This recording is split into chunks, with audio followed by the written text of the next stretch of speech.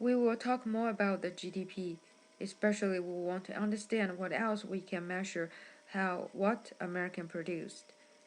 So in the previous video we mentioned the GDP and we also talk about how can you calculate the GDP and we talk about how can you measure the living standard. We will use the GDP per capita. Now the next question is how can we measure the GDP growth? So the economic growth, which also means the GDP growth, it indicates an increase in output or an expansion of the production possibility curves. So in these two scenarios, we can consider the economic growth.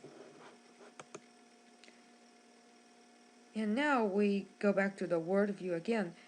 In order to consider the rich nation and the poor nation, we will find the GDP per capita figures are very different in rich and poor nation.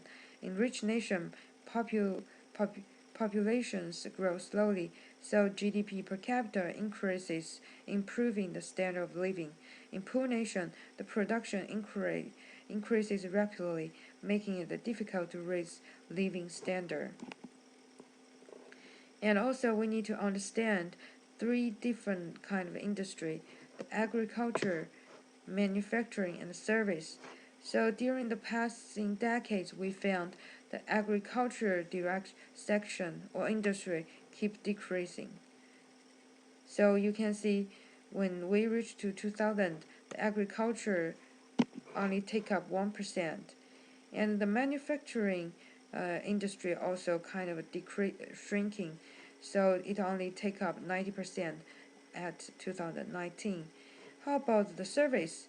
Actually, the service keep increasing. So the service include the banking, hospital, etc. So that counts 80% on 2013. So that is a big change. So in the next video, we will consider why we will have those changes.